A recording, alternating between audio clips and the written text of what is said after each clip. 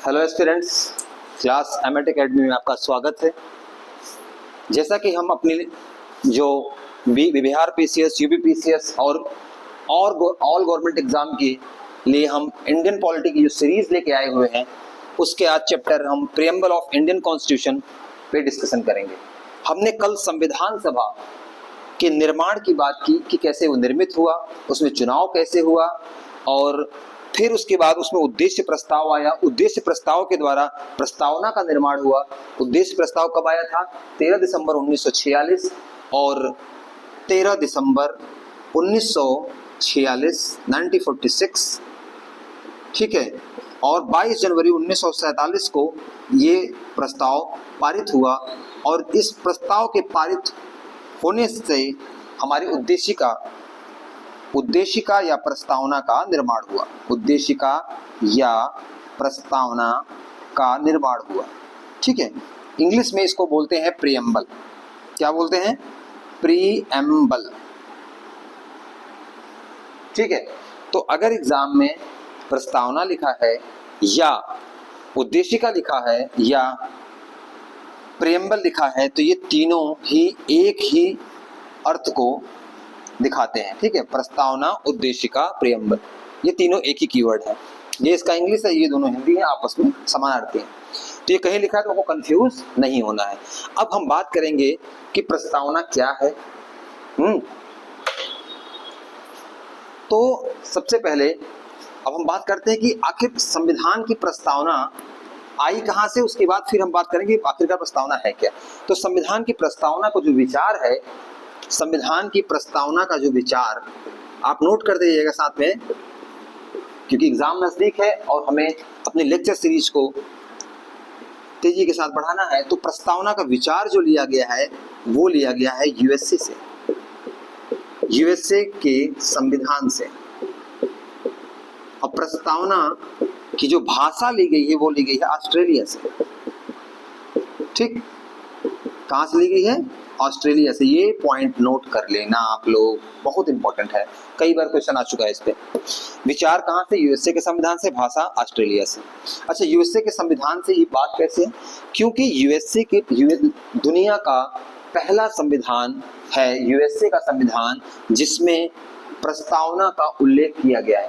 पहले कुछ संविधान रहे होंगे जिनमें बनते थे, बट उनमें प्रस्तावना जैसी चीज नहीं होती थी, लेकिन यूएसए का संविधान पहला संविधान है जिसमें कि प्रस्तावना का निर्माण हुआ था।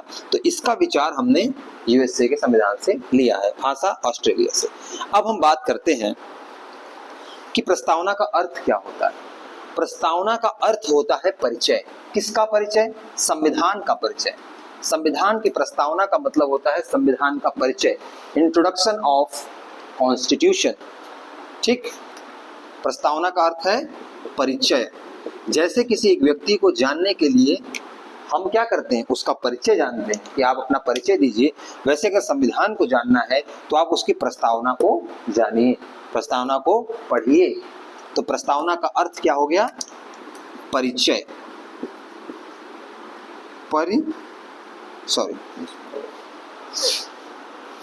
सब प्रस्तावना का अर्थ क्या हो गया? परिचय। मैं आपको परिचय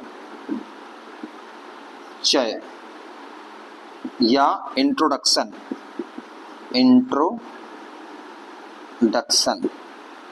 ठीक है। प्रस्तावना का अर्थ हो गया परिचय, इसको आप नोट कर लीजिए। फिर आपको हम बताते हैं कि इसको आखिर परिचय क्यों कहा जाता है और प्रस्तावना में क्या चीजें हैं, ठीक है। प्रस्तावना को कहते हैं परिचय। अब देखिए, परिचय हम इसलिए कहते हैं क्योंकि संविधान का जो सार है ना, वो इस प्रस्तावना में निहित है, ठीक है। संविधान का जो सार है इस प्रस्तावना में निहित है, उसका क्रक्स जो है वो इस प्रस्तावना में निहित है, इसलिए इसको हम संविधान का परिचय कहते हैं। अच्छा, अब देखते हैं कि सब इस प्रस्तावना में है क्या। तो प्रस्तावना को एक बार पढ़ देता हूं।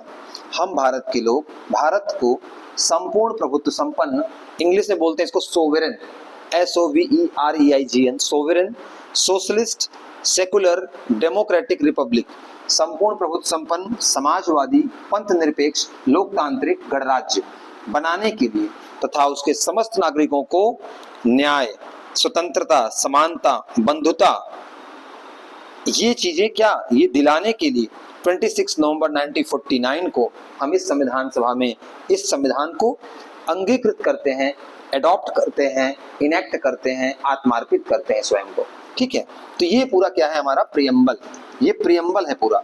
अच्छा, मैं आपको एक सलाह दूंगा, मेरी सलाह है सभी स्टूडेंट्स को जो इंडियन पॉलिटी पढ़ रहे हैं गवर्नमेंट एग्जाम के लिए, तो आप आज ही अपने मोबाइल में सर्च करिए preamble of Indian constitution, English में और हिंदी, जिसमें आप सहज हो। उसको डाउनलोड करिए, उसका प्रिंट आउट निकाल के अपने स्टडी टेबल के सामने लगा दीजिए और उसको रोज डेली उठते बैठते आप उसको देखिए, जिससे क्या हो कि उसके एक एक कीवर्ड आपको याद हो जाए। क्योंकि मैं आपको बता दूं कि एग्जाम में इसके एक एक कीवर्ड से, जैसे एक कीवर्ड ये है, एक ये है, एक ये है, एक ये है, एक ये है, एक ये है, इन सब से क्वेश्चन बना हुआ है। तो आपको ये पूरी प्रस्तावना याद होनी चाहिए। यहाँ पे मैंने इसका शॉर्ट में लिख दिया है, प्रस्तावना जब आप डाउनलोड करेंगे तो पूरा लिखा हुआ है। ठीक है, तो आपको प्रस्तावना क्या करना है, अपने स्टडी टेबल पे चिपका के उसको बराबर पढ़ते रहना, उसको याद करना है।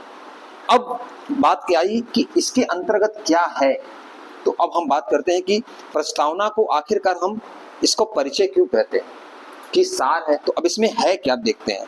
हम भारत के लोग, इंग्लिश में से बोलेंगे we the people of India. एक बार क्वेश्चन भी सीधा आया हुआ है कि हमारा संविधान किस शब्दों से प्रारंभ होता है, तो हमारा संविधान शुरू होता है हम भारत के लोग। ये है हमारा प्रस्तावना का पहला वर्डिंग, ये जो वाक्यांश है यही है। तो अब ये क्या दिखाता है, ये दिखाता है हम भारत के लोग भारत को ऐसा ऐसा बनाने के लिए और नागरिकों को ये न्याय, स्वतंत्रता, समानता दिलाने के लिए एकत्रित हुए वहां पे। तो कहीं न कहीं जो भारत के लोग हैं, यही इस संविधान की शक्ति का स्रोत है, संविधान की शक्ति का स्रोत है। ठीक है, इंग्लिश में अगर इसको हम कहें तो सोर्स ऑफ पावर कौन है, people of India, we the people of India.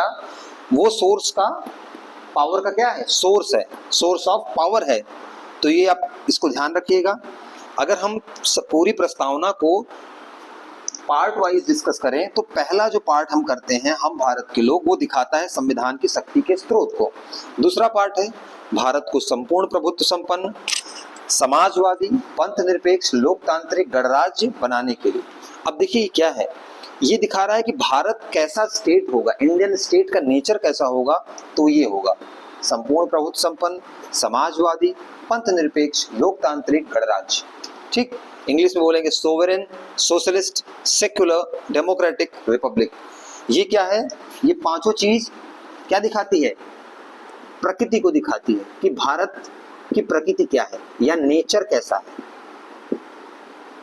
ठीक है, जैसे एक इंसान की प्रकृति क्या होती है, जैसे मैं कह दूं मैं गुस्सैल हूं, हाँ, और मैं किसी की सुनता नहीं हूं, इस टाइप का व्यक्ति। तो ऐसे भारत कैसा है, भारत क्या है, संपूर्ण प्रभुत्व संपन्न है, समाजवादी है, पंथ निरपेक्ष है, लोकतांत्रिक है, गणराज्य है। अब मैं इन शब्दों के मतलब आपको समझाऊंगा, इनकी व्याख्या करूंगा कि ये क्या अर्थ रखते हैं।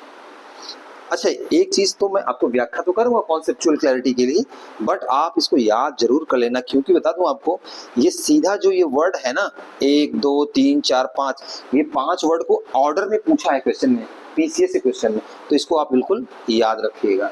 ठीक, अब हम बताते हैं कि ये क्या है, संपूर्ण प्रभुत्व संपन्न। इसका अर्थ होता है कि ऐसी इकाई, ऐसी राज्य, ऐसा राज्य, ऐसी इकाई जो है इंडियन स्टेट के रूप में है भारत, कि वो बिल्कुल आंतरिक रूप से और बाह्य रूप से निर्णय लेने में पूर्णतः स्वतंत्र है, वो किसी पे निर्भर नहीं है।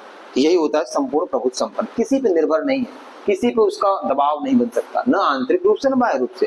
कोई विदेशी शक्ति हमें मजबूर नहीं कर सकती कि आप ऐसा फैसला लीजिए, नहीं। तो भारत एक संपूर्ण प्रभुत्व संपन्न है। समाजवादी, समाजवादी का अर्थ होता है कि जो देश की संसाधन हो, जो देश के अवसर हो, वो पूरे समाज के लिए, जो हमारे नीतियों का केंद्र हो, वो समाज का हित हो, न कि किसी एक व्यक्ति का, किसी एक पॉलिटिकल पार्टी का या किसी एक विशेष समुदाय का, वो पूरे समाज के लिए हो। पंथ निरपेक्ष, इसे इंग्लिश में बोलते हैं सोशलिस्ट। इसे बोलते पंथ। अब आते हैं पंथ निरपेक्ष। पंथ निरपेक्ष का मतलब होता है कि भारत का अपना कोई धर्म नहीं, भारत एक देश के रूप में कोई धर्म नहीं है उसका, किंतु वो सभी धर्मों का समान संरक्षण करता है। ठीक है, वो जैसे हो गया हिंदू का, मुस्लिम का, सिख का, ईसाई का, वो एक देश के रूप में उसके रूप में वो सबका समान संरक्षण करता है, लेकिन भारत का अपना कोई धर्म नहीं है। अच्छा, कभी कभी यहाँ पे धर्मनिरपेक्ष बोल देते हैं लोग, तो धर्मनिरपेक्ष शब्द सही नहीं है। क्यों? क्योंकि धर्म जो शब्द है ना, धर्म का अर्थ जो होता है भारत के संदर्भ में, धर्म का अर्थ होता है नैतिकता से, ठीक है, मोरालिटी से। इसलिए यहाँ पे धर्मनिरपेक्ष नहीं, नैतिकता से निरपेक्ष थोड़ी ना बोलेंगे हम कि संविधान हो, नैतिक तो होना ही चाहिए। तो पंथ निरपेक्ष शब्द है। अच्छा, अगर हम यूरोप के सेंस में पंथ निरपेक्ष या सेकुलर वर्ड को, पंथ निरपेक्ष सेकुलर कहते हैं, इंग्लिश में बोलते हैं सेकुलर। ये जो ब्रिटेन और यूरोप के क्षेत्र हैं, पश्चिम के क्षेत्र हैं, वहां पे सेकुलरिज्म का मतलब होता है कि धर्म और राज्य दोनों को बिल्कुल सेपरेट कर देना। लेकिन भारत के संदर्भ में नहीं है। भारत के संदर्भ में यह है कि भारत का अपना कोई धर्म नहीं है, किंतु वो जरूरत पड़ने पे उनको संरक्षण देगा, उनको उनके ऊपर नियम बनाएगा, तो वो ऐसा करता। ठीक है, अब बात करते हैं लोकतांत्रिक। लोकतांत्रिक का मतलब क्या होता है? लोकतांत्रिक, लोक अलग कर लो, तंत्र अलग कर लो, तो यहाँ जो सिस्टम है वो किसका है? लोगों का है। अर्थात यहाँ पे शासन कौन कर रहा है? लोगों का, लोगों के द्वारा। किसके लिए? लोगों के लिए। तो by the people, for the people, of the people, तो यही है डेमोक्रेटिक सिस्टम। अब आते हैं गणराज्य पे। गणराज्य का अर्थ क्या होता है? गणराज्य का अर्थ होता है जैसे कि जिस देश में, जिस स्टेट में अगर वहां का जो हेड है, ठीक है, गणराज्य का मतलब, गणराज्य को इंग्लिश में कहेंगे रिपब्लिक, आप इसको नोट कर लीजिएगा। रिपब्लिक, जिस स्टेट में वहां का हेड ऑफ स्टेट जो हेड हो, जैसे इंडिया का हेड कौन है एक राज्य के रूप में? भारत देश का हेड कौन है? एक इंडियन स्टेट का हेड कौन है? राष्ट्रपति। देखिए, सरकार के हेड होते हैं प्रधानमंत्री। प्रधानमंत्री भारत के राज्य, भारत राज्य के रूप में हेड कौन है? राष्ट्रपति हैं। भारत राज्य के हेड प्रधानमंत्री नहीं, प्रधानमंत्री सरकार के हेड है। ठीक है, तो याद रखिएगा। तो जहां पे जो हेड ऑफ स्टेट हो वो चुनाव के द्वारा हो, न कि वंशानुगत, तो वो उसको बोला जाएगा गणराज्य। तो भारत एक कैसा है? गणराज्य। क्यों? क्योंकि अपने यहाँ जो राष्ट्रपति हैं वो चुनाव के द्वारा चुने जाते हैं। जबकि आप ब्रिटेन वगैरह में देखिए, वहां पे जो हेड ऑफ स्टेट हैं, भले वो बस नाम मात्र के ही हो, लेकिन है तो हेड ऑफ स्टेट, तो काम तो संसद ही करती है। तो वहां पे अगर वंश से, एक ही वंश परंपरा के लोग पद पे आते हैं, चुनाव से मतलब नहीं है, तो ये रिपब्लिक नहीं है। ठीक है, ये रिपब्लिक नहीं है, भारत एक रिपब्लिक है। तो हमने बता दिया कि, और ये क्या दिखाया? ये सारी चीजें भारत की प्रकृति को दिखाती हैं। ये दिखाता है सोर्स ऑफ पावर को, हम भारत के लोग। अब बात करते हैं कि गणराज्य बनाने के लिए, तथा ये जो संविधान प्रस्तावना में है, तथा उसके समस्त नागरिकों को, अब तो अच्छा भारत की प्रकृति बता दी। अब कह रहे हैं कि हम संविधान जो बना रहे हैं, नागरिकों को हम क्या देंगे? नागरिकों को हम न्याय देंगे, स्वतंत्रता सुनिश्चित करेंगे, समानता सुनिश्चित करेंगे, बंधुता सुनिश्चित करेंगे। अच्छा, अब न्याय तो कैसा न्याय? न्याय में हमारा होगा सामाजिक न्याय, आर्थिक न्याय, राजनीतिक न्याय, social justice, justice of social, political, economical. ठीक, स्वतंत्रता क्या रहेगी? लिबर्टी क्या रहेगी? इंग्लिश में बोलते हैं liberty. Liberty of thought, belief, expression, faith, worship, अर्थात विचार की, विश्वास की, हाँ, अभिव्यक्ति की, पूजा की स्वतंत्रता होगी। यहाँ समस्त नागरिकों को ये चीजें सुनिश्चित की जाएंगी। समानता कैसी होगी? जो इक्वालिटी होगी वो कैसी होगी? इक्वालिटी, अवसर की समानता होगी, और सबकी जो स्टेटस है, हर नागरिक का जो स्टेटस होगा वो समान होगा, कोई ऊंच नीच की भावना नहीं होगी। और फिर आती है बंधुता। तो बंधुता क्या करती है? बंधुता का मतलब क्या है? बंधु हम बोलते हैं भाई को। तो बंधुता का मतलब कि यहाँ पे समस्त नागरिक जो हैं वो एक अपने भाईचारे के साथ जुड़े रहेंगे। जिससे क्या होगा? जिससे भारत की यूनिटी और इंटीग्रिटी बनी रहेगी, एकता और अखंडता सुनिश्चित होगी, और डिग्निटी ऑफ इंडिविजुअल, अर्थात प्रत्येक व्यक्ति की गरिमा। मैं आपको यहाँ लिख दे रहा हूं, आप समझिए यहाँ पे कि बंधुता क्या करती है? प्रस्तावना में दिया गया है, बंधुता प्रत्येक व्यक्ति की गरिमा, डिग्निटी ऑफ इंडिविजुअल, प्रत्येक व्यक्ति की गरिमा, dignity of individual and unity and integrity of nation, देश की एकता व अखंडता, अखंडता, अखंडता का मतलब समझ रहे हैं ना आप लोग? अखंडता का मतलब होता है कि देश खंडित ना होने पाए, उसके सभी पार्ट जैसे हैं वैसे बरकरार रहे, ठीक है, उसकी एकता बनी रहे। तो बंधुता ये करती है कि प्रत्येक व्यक्ति की गरिमा हो, भाईचारे की भावना से जुड़े रहें, जिससे देश की एकता व अखंडता बरकरार रहे। इसके लिए, इन चीजों, इस लक्ष्य के लिए, तो संविधान का लक्ष्य क्या हो गया? संविधान का जो लक्ष्य है, जो संविधान हम बनाने जा रहे थे संविधान सभा में, उसका लक्ष्य हमारा क्या है? कि नागरिकों को न्याय, स्वतंत्रता, समानता और बंधुता प्राप्त हो। अच्छा, चौथी चीज क्या है? चौथी चीज दिखाती है 26 नवंबर 1949, इस डेट को संविधान सभा में, संविधान के सभा के सदस्यों ने संविधान को एडॉप्ट किया, अर्थात अंगीकृत किया, इनेक्ट किया और अपने आप को आत्मर्पित कर दिया, ठीक है। तो इस डेट को संविधान जो हुआ वो अंगीकृत किया गया, एडॉप्ट किया गया, ठीक है। तो ये डेट आप याद रखिएगा, कई बार पूछा हुआ क्वेश्चन है, ये आपको डेट भूलना नहीं है। 26 नवंबर 1949 ये डेट बहुत इंपॉर्टेंट है। और ये एक बात बता दूं, इसी डेट को 26 नवंबर को ही संविधान दिवस मनाया जाता है, इसी डेट की याद में, 26 नवंबर 1949 को। अच्छा, एक डेट और है 26 पे, 26 जनवरी 1950। देखो दोनों अंतर है। जब 26 नवंबर 1949 कहेगा तो ये होता है एडॉप्शन का डेट है संविधान का, लेकिन जब 26 जनवरी 1950, वो जिसपे हम क्या मनाते हैं? गणतंत्र दिवस, रिपब्लिक डे, उस दिन पूरे संविधान को पूर्णतः लागू किया गया था। जब आएगा ना कि संविधान को पूर्णतः लागू कब किया गया या लागू कब किया गया, तो वो डेट होगी 26 जनवरी 1950, ठीक है। और अगर कहा जाएगा कि एकीकृत, अंगीकृत कब किया गया, एडॉप्ट कब किया गया, तो 26 नवंबर 1949, और इसी डेट को लागू किया गया था, इसलिए इस दिन गणतंत्र दिवस मनाया जाता है, गणतंत्र दिवस या रिपब्लिक डे, क्योंकि इसी दिन से भारत रिपब्लिक हो गया था। तो रिपब्लिक डे 26 जनवरी 1950। अच्छा, एक चीज मैं आपको बताऊं कि 26 जनवरी को ही क्यों मनाया गया? एक क्वेश्चन भी आया हुआ है कि 26 जनवरी को ही ये ऐसा क्यों मनाया जाता है।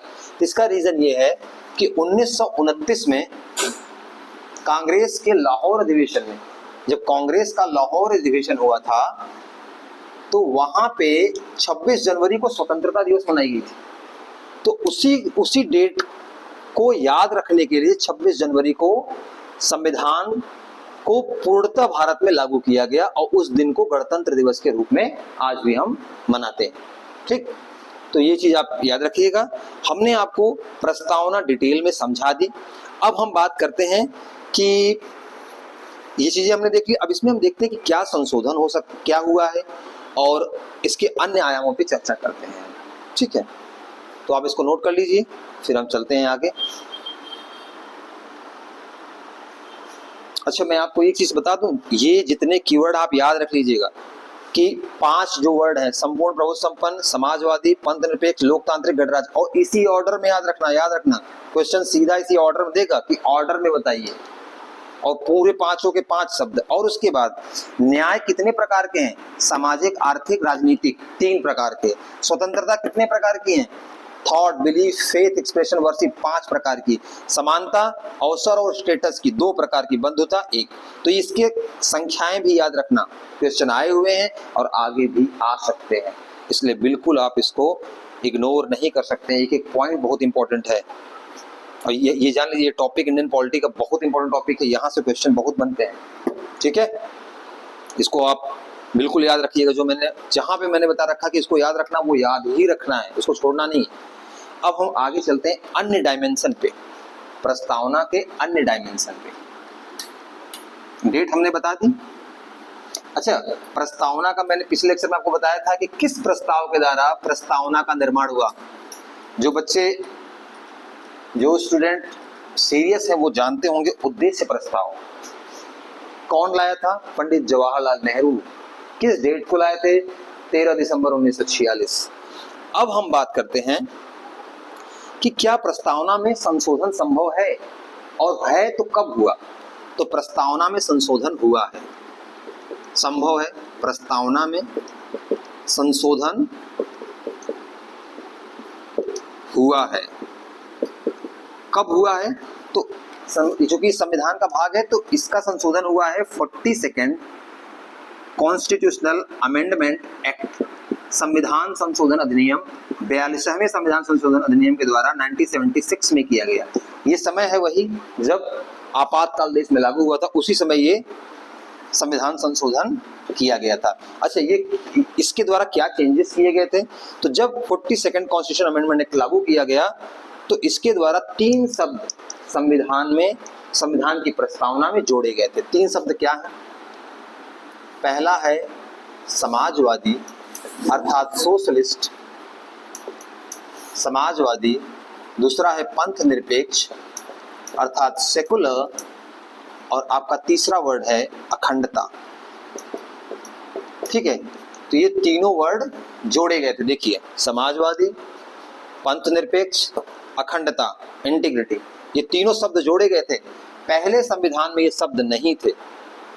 ठीक है, तो ये कब जोड़ा गया, 1976 में। इस पे क्वेश्चन आता है सीधा। कैसे क्वेश्चन आएगा, बोल देगा कि जो संविधान की प्रस्तावना में ये शब्द 1950 में थे तो उसमें आपको इसको नहीं लेना है, ये तीनों शब्द जहां आए वो काट देना है। ठीक है, क्योंकि ये 1976 में जोड़े गए हैं। ठीक, या कह दें कि भारत के संविधान की स्थिति, स्टेटस क्या था, स्टेटस में अगर ये सब शब्द दिख जाए तो काट देना है। ऐसे क्वेश्चन आए हुए हैं और आने वाले समय में भी आते रहेंगे, इसलिए बिल्कुल याद रखना है इसको। ठीक, तो संशोधन हो सकता है, हुआ है 42nd कॉन्स्टिट्यूशनल अमेंडमेंट एक्ट से। अब हम दूसरे आयाम पे चलते हैं कि क्या संविधान की जो प्रस्तावना है वो संविधान का भाग है या नहीं। तो देखो, इस पे चर्चा जब हुई तो इस पे अच्छी खासी चर्चा, और सुप्रीम कोर्ट में इस पे कभी जजमेंट हुए, तो प्रस्तावना संविधान का भाग है या नहीं, प्रस्तावना संविधान का भाग है, क्वेश्चन मार्क। इस पे अब 2 चीजें हुई, तो इसमें 2 चीजें निकल के आती हैं। सुप्रीम कोर्ट ने इस पे 2 जजमेंट दिए। ठीक है, एक है बेरूबारी केस, बेरूबारी केस कब आया था, ये 1960 में। इसका रिजल्ट सुप्रीम कोर्ट ने जब जजमेंट दिया था कब था, 1960, बेरूबारी केस। बेरूबारी केस में बोला कि नहीं, बोला क्या कि संविधान प्रस्तावना जो है, प्रियम्बल जिसको हम बोल रहे हैं, इंग्लिश में लिख दे हम प्रियम्बल संविधान का भाग नहीं है। ये किसने बोला, बेरूबारी केस में 1960। ये क्वेश्चन सीधा पूछा गया है। ठीक है, कि संविधान प्रस्तावना संविधान का भाग नहीं है, किस केस में बोला गया, बेरूबारी केस। अब किस में बोला गया कि नहीं ये है, ये बोला गया केशवानंद भारतीवाद, केशवानंद भारतीवाद। कब, 1973। इस जजमेंट में, सुप्रीम कोर्ट के इस जजमेंट में, इस केस के जजमेंट में बोला गया कि प्रस्तावना संविधान का भाग है। ठीक है, इसमें बोला गया नहीं है, इसमें बोला गया है। ये आप याद रखिएगा, ये बहुत इंपॉर्टेंट केशवानंद भारतीवाद जो है जजमेंट है। इसको आपको जब आप आगे पढ़ेंगे फंडामेंटल राइट वगैरह, वहां पे ये बहुत महत्व का है और इसका बहुत बड़ा इम्पैक्ट है। आज भी इसका इम्पैक्ट संसद के जो निरंकुशता को रोकने के लिए इसका बहुत बड़ा इम्पैक्ट माना जाता है। इसी ने बेसिक स्ट्रक्चर का सिद्धांत दिया था, जो प्रिंसिपल ऑफ बेसिक स्ट्रक्चर है कॉन्स्टिट्यूशन का, वो इसी जजमेंट के थ्रू आया था। ठीक है, तो आप इसको नोट कर लीजिए, फिर हम आगे चलते हैं अगले डायमेंशन पे।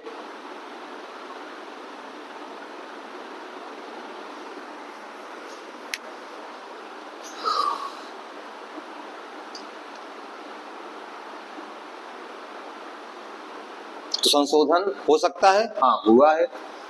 भाग है तो पहले बताया था कि नहीं, बाद में बताया गया हाँ। तो अब क्या है, अच्छा आज का स्टेटस कोई पूछे कि प्रस्तावना संविधान का भाग है, तो हाँ है, क्योंकि फाइनल डिसीजन क्या है, ये है। ठीक, भाग है। अब हम आगे देखते हैं, ये हो गया। अच्छा, अब एक चीज हम देखेंगे प्रस्तावना के बारे में।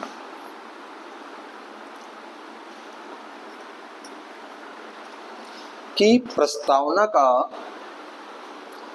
जो स्वरूप है वो कैसा है। ठीक है, जो प्रियम्बल है, प्रियम्बल या प्रस्तावना जो है ये कैसा है, मतलब कैसे का मतलब कि क्या इसके प्रावधानों को लागू कराने के लिए हम न्यायालय में जा सकते हैं? क्या हम न्यायालय को कह सकते हैं कि नहीं हमें चाहिए लागू कराइए? तो इसको बोलते हैं जिस की प्रस्तावना जो है वो न्याय योग्य नहीं है,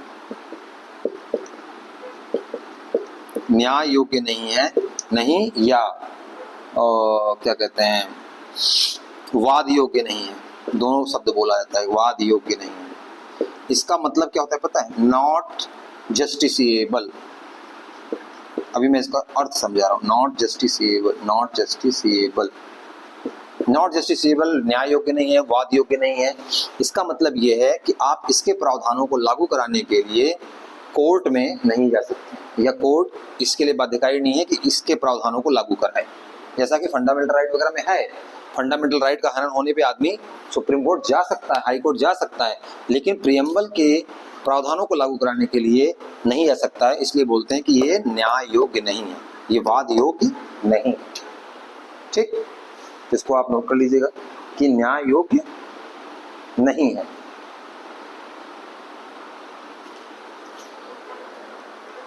न्याय योग्य नहीं है। अच्छा, प्रस्तावना में एक चीज बता दूं, जो केशवानंद भारतीवाद का जो केशवानंद भारती का जो जजमेंट आया था, इसमें इन्होंने एक चीज और बोली थी।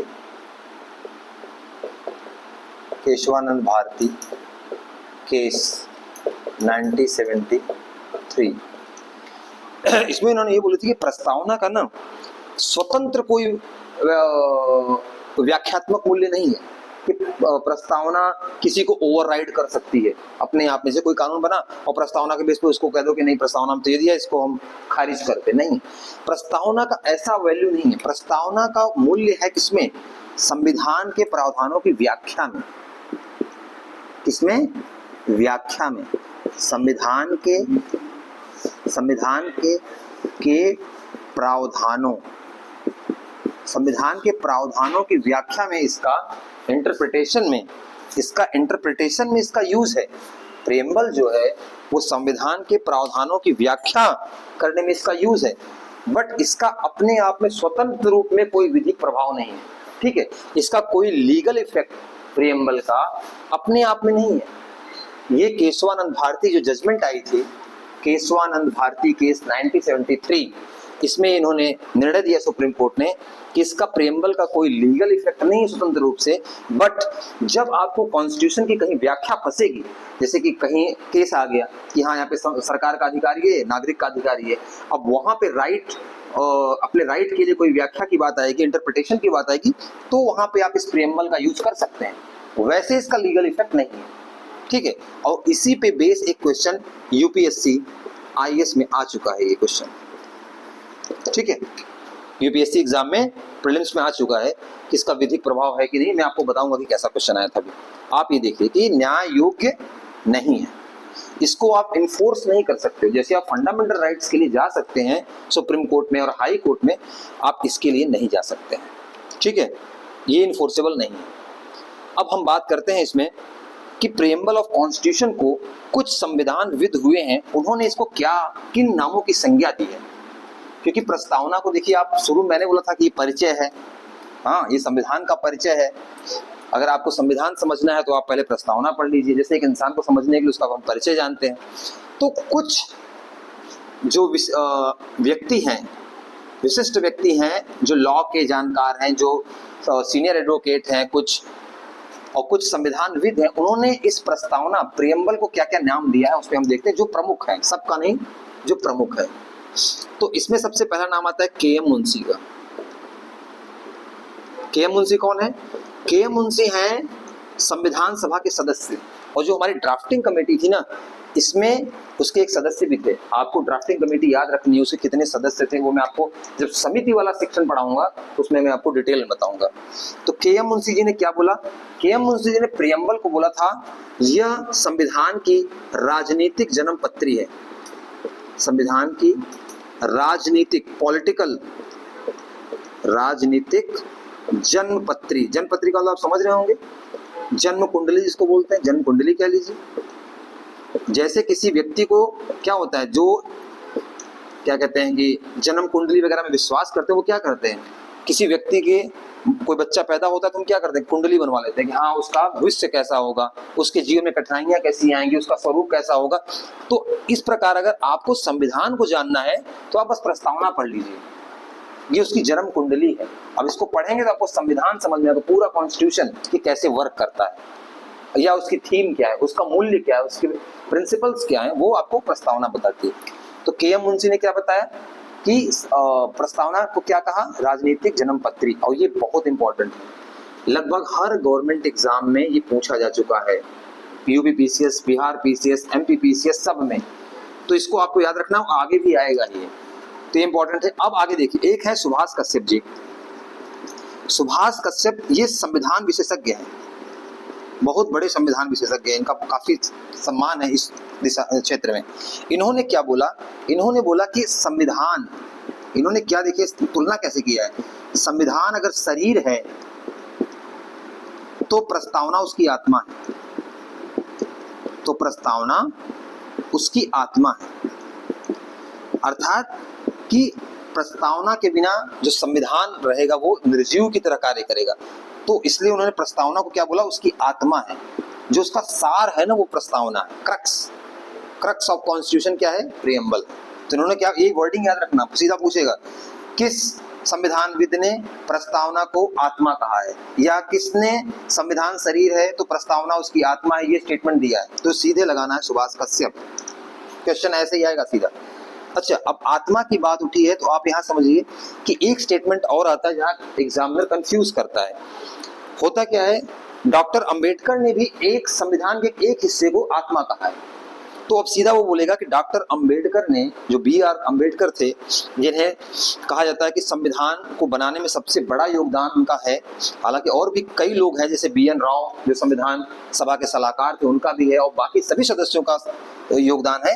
तो डॉक्टर अंबेडकर ने बोला आत्मा, तो आत्मा किसको कहा, डॉक्टर अंबेडकर ने जिसको आत्मा कहा है वो है, डॉक्टर B.R. अंबेडकर ने कहा है आर्टिकल 32।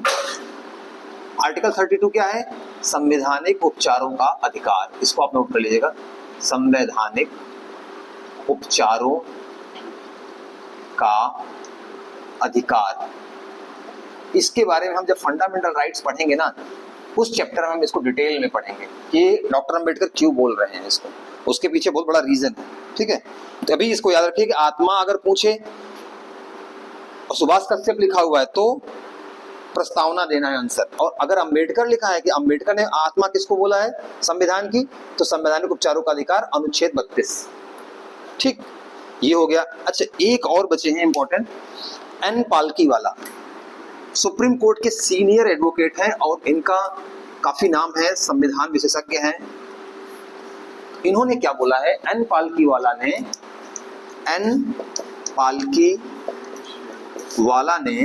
क्या बोला है, एन पालकीवाला ने प्रियम्बल को बोला है ये आइडेंटिटी कार्ड है। क्या बोला है, identity card of Indian constitution.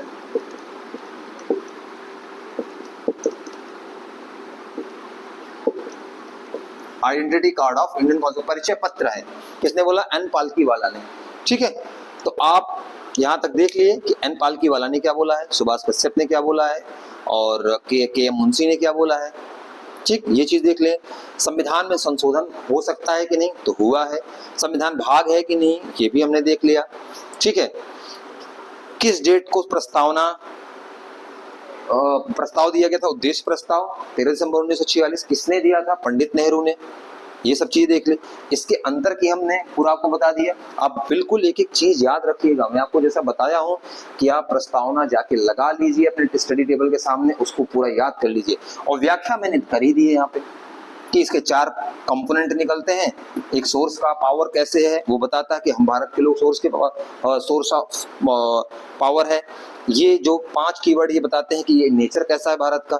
ये न्याय, स्वतंत्रता, समानता, बंधुता ये दिखाता है कि लक्ष्य क्या है भारत का। और ये डेट बताती है कि किस डेट को संविधान अंगीकृत किया गया। और जब लागू करने की बात आएगी तो 26 जनवरी 1950 होगा, और अंगीकृत करने की बात आएगी तो 26 नवंबर 1949 होगा। हमने यहाँ तक देख लिया कि उद्देशिका का पूरा मैटर, जो उसके आसपास क्वेश्चन बन सकते हैं, उसका कॉन्सेप्ट है, उस पर हमने डिस्कशन किया अच्छे से। अब इस पे हम कुछ क्वेश्चन की सीरीज देखेंगे कि कैसे वो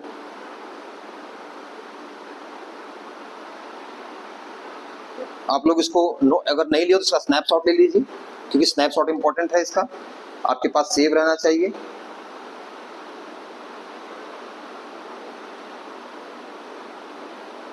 एक मिनट में कुछ, ठीक है, तो इसका स्नैपशॉट आपने ले लिया होगा। अब हम क्या करेंगे, इस टॉपिक से रिलेटेड जो क्वेश्चन है, तो सबसे पहले आप करिए ऐसा, क्योंकि हमने आपको टॉपिक पढ़ा दिया है, अब आप क्या करिए कि अब प्रेम्बल से रिलेटेड जो भी क्वेश्चन, आप किसी भी स्टेट सर्विस की तैयारी कर रहे हो या यूपीएससी, पीसीएस, एमपीपीसीएस, जो भी एसएससी, आप जाके इससे रिलेटेड क्वेश्चन सॉल्व करिए, अटेम्प्ट करिए और देखिए कि आपसे क्वेश्चन बनते हैं या नहीं। मुझे पूरी आशा है कि आपसे क्वेश्चन सॉल्व होंगे, और जो नहीं भी होते हैं तो आप उनको हमारे चैनल के कमेंट बॉक्स में कमेंट करिए, हम उसका रिप्लाई करेंगे, सॉल्यूशन देंगे आपको। तो इस प्रकार से आज का लेक्चर हम यहीं समाप्त करते हैं, और आप लोग बिल्कुल ऐसे ही पूरे उत्साह से हमारे चैनल को देखते रहिए, प्यार देते रहिए, और जो चीज़ें अच्छी लगे उन वीडियो को लाइक करिए, शेयर करिए, सब्सक्राइब करिए। हमारा जो विज़न है कि आपको कम से कम समय में अच्छे से अच्छा मटेरियल, कंटेंट प्रोवाइड करना, जिससे कि आपकी तैयारी बेहतर हो सके और आप अपने लक्ष्य को हासिल कर सकें।